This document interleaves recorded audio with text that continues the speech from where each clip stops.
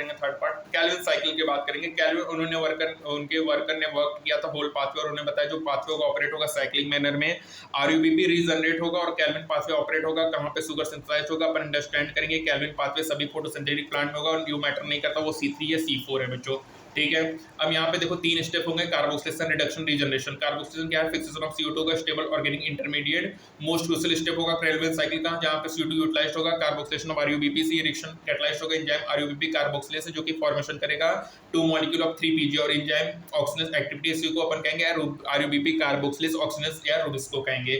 Primary CO2 acceptor RuBP 5 carbon है, first stable compound PG है 3 carbon में बच्चों, ठीक है। यहाँ पे राइबोलोज बिसफॉस्फेट है, कार्बोक्सिलेशन है 3 PG है बच्चों, रिडक्शन हो रहा है, ट्रायस फॉस्फेट है, ATP मिला, रीजनरेशन हुआ, ठीक है बच्चों, फिर कन्वर्ट हुआ। ये Calvin pathway carboxylation, reduction, regeneration. Reduction में क्या होगा बच्चों, यहाँ पे फॉर्मेशन ऑफ ग्लूकोज होगा, इसमें यूटिलाइजेशन ऑफ 2 मॉलिक्यूल ATP होगा और 2 NADPH होगा पर CO2 मॉलिक्यूल में और 6 मॉलिक्यूल में 6 बार साइकिल चलेगा जिसमें 1 मॉलिक्यूल को आप ग्लूकोज बनेगा पाथवे से। रीजनरेशन में क्या होगा, CO2 acceptor molecule RuBP crucial होगा, यदि कंटिन्यू इंटरप्टेड होगा। रीजनरेशन में एक ATP की रिक्वायरमेंट होती है जो कि फॉर्म करेगा आरयूबीपी। तो बच्चों मोस्ट क्रूशियल स्टेप तो कार्बोक्सिलेशन है, लेकिन रिडक्शन में 2 ATP 2 NADPH लगेगा, एक ATP आपका रीजनरेशन में लगेगा, तो 3 ATP 2 NADPH लगेगा।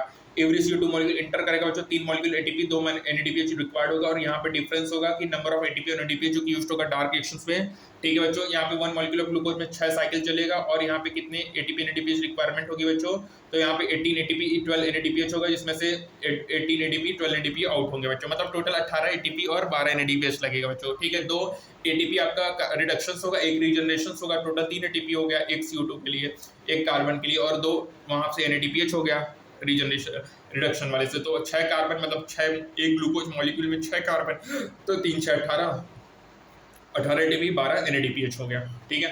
अब बात करेंगे C4 पाथवे के बारे में। तो C4 पाथवे क्या है, प्लांट अडॉप्ट करेगा ट्राई ट्रॉपिकल रीजन में, जिसमें क्या होगा कि C4 ऑक्सिलोएसिडिक first CO2 fixation product होगा बच्चों। यहाँ पे प्राइमरी CO2 एक्सेप्टर पेप होगा, फर्स्ट स्टेबल कंपाउंड 4 कार्बन होगा। वहाँ पे प्राइमरी CO2 एक्सेप्टर क्या बच्चों, आरयूबीपी है, फर्स्ट स्टेबल कंपाउंड PG है बच्चों।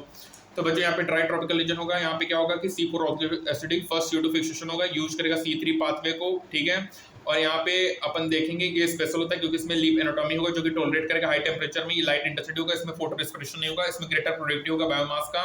और यहाँ बच्चों देखो लार्ज सेल्स होगा अराउंड द वेस्कुलर बंडल, जिसको अपन बंडल सेल्स कहेंगे, और जिसमें लीव्स होगा उसको कहेंगे क्रेंच एनाटॉमी। क्रेंच मतलब ब्रिल्थ या reflection of arrangement of cell होगा। बंडल सेल्स फॉर्म करेगा several layers around the vascular bundle जो कि कैरेक्टराइज्ड होगा, लार्ज नंबर ऑफ क्लोरोप्लास्ट होगा, थिक वॉल्स होगा, इम्प्रीवियस टू गैस एक्सचेंज होगा, कोई भी इंटरसेलुलर स्पेस नहीं होगा। और तुम कट करोगे section of the lips of C4 plant को, मेजर ऑर्गन को ऑब्जर्व करोगे क्रेंच एनाटॉमी और डिस्ट्रीब्यूशन ऑफ मेसोफिल सेल्स को।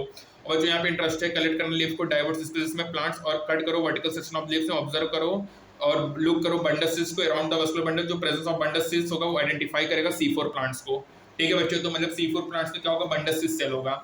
अब यहाँ पे स्टडी करेंगे पाथवे को बच्चों, जो पाथवे होगा उसमें हैच और स्लेक पाथवे होगा जो कि साइक्लिक प्रोसेस है। यहाँ पे primary CO2 acceptor 3 carbon molecule है, पेप है जो कि प्रेजेंट होगा मेसोफिल सेल्स में, एंजाइम रिस्पांसिबल होगा फिक्सिंग ऑफ पेप कार्बोक्सिलेज पेपकेस। ये इंपॉर्टेंट करो रजिस्टर करना कि जो मेसोफिल सेल्स होते हैं उसमें रुबिस्को एंजाइम नहीं होते हैं बच्चों। C4 ऑक्सिलोएसिडिक जो होता है फॉर्म्ड होगा मेसोफिल सेल्स में, ये फॉर्म करेगा अदर 4 कंपाउंड लाइक मैलिक और एस्पार्टिक एसिड मेसोफिल सेल्स में, जो कि ट्रांसपोर्टेड होगा बंडल सेल्स में, और बंडल सेल्स में C4 एसिड ब्रेक डाउन होगा, रिलीज करेगा CO2 और 3 कार्बन मॉलिक्यूल को। जो 3 कार्बन मॉलिक्यूल है बच्चों transport back to the mesophyll होगा और कन्वर्ट होगा पेप में और कंप्लीट करेगा साइकिल में। जो CO2 और रिलीज हो जाएगा बंडल सेल्स में, इंटर करेगा C3 या कैल्विन पाथ में, जो कि कॉमन होगा सभी प्लांट के लिए। जो बंडल सेल्स होते हैं बच्चों वो रीच होते हैं आरयूबीपी में, लेकिन उसमें पेपकेस नहीं होगा। और जो बेसिक पाथवे होगा इसमें क्या होगा, फॉर्मेशन ऑफ शुगर होगा। कैल्विन पाथवे कॉमन होता है C4 और C3 के लिए, दोनों के लिए। बच्चों यहाँ पे नोट करना कि जो कैल्विन पाथवे होता है वो mesophyll cells of the C3 plant होगा, C4 प्लांट में ये मेसोफिल सेल्स में नहीं होता है कैल्विन पाथवे, ये बंडल सेल्स में होता है।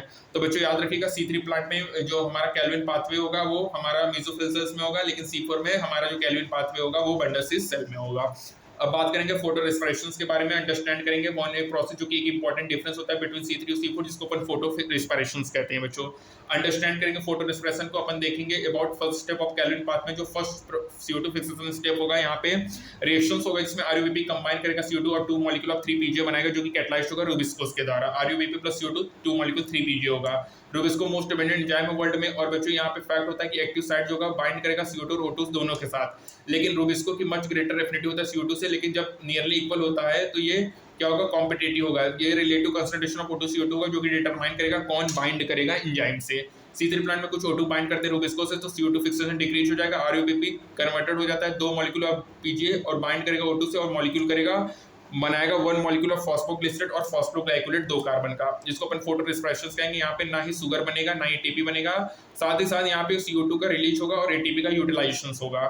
जो फोटो रिस्पिरेटरी पाथवे उसका अभी तक कोई भी यहाँ पे सिंथेसिस और एटीपी और एनडीपीएच नहीं बनता है। साथ ही साथ बच्चों बल्कि लॉस ही हो रहा है, CO2 का रिलीज भी हो रहा है, एटीपी का यूटिलाइजेशन हो रहा है। बायोलॉजिकल फंक्शन अभी तक नहीं पता चला। C4 प्लांट में फोटो रिस्पिरेशन नहीं होता, ऐसा इसलिए होता है क्योंकि बच्चों उसमें मैकेनिज्म होता है जो कि कंसंट्रेशन ऑफ CO2 को बढ़ा देता है एंजाइम साइट में, जिससे क्या होता है कि जो C4 एसिड होता है मेसोफिल सिस्टम में ब्रेक डाउन होता है बंडल सिस्टम में और रिलीज करता है CO2 को, जिससे कंसंट्रेशन ऑफ CO2 बढ़ जाता है और ये इंश्योर होता है कि जो रुबिस्को फंक्शन होता है वो कार्बोक्सिलेज मिनिमाइज करता है ऑक्सीजन एक्टिविटी को। बच्चों तुमको पता होना चाहिए C4 प्लांट्स में फोटो रिस्पिरेशन नहीं होता और प्रोडक्टिविटी और यील्ड बेटर होता है इस प्लांट्स में, और साथ ही साथ ये प्लांट्स शो करता है higher tolerance to high temperature. और यहाँ पे एबो डिस्कशन से बच्चों अपन देखेंगे, कंपेयर करेंगे C3 और C4 फाथ को टेबल फॉर्मेट में। देखो बच्चों यहाँ पे C3 प्लांट में कैल्विन साइकिल मेसोफिल में होगा, इसमें बंडल सेल्स में होगा, इनिशियल कार्बोक्सिलेशन बच्चों दोनों में मेसोफिल में होगा।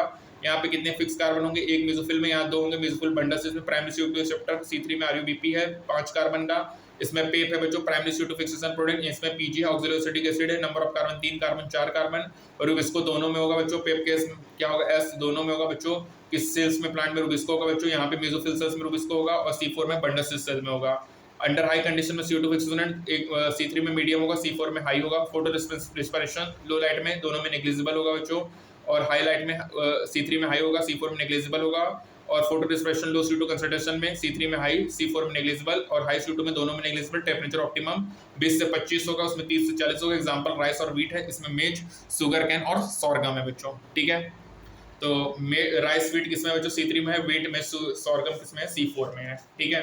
अब बात करेंगे फैक्टर अफेक्टिंग फोटोसिंथेसिस के बारे में, तो अंडरस्टैंड करेंगे जो कि अफेक्ट करेगा फोटोसिंथेसिस नेसेसरी होता है, ठीक है। इसको अपन नेक्स्ट टर्म में करेंगे, ठीक है।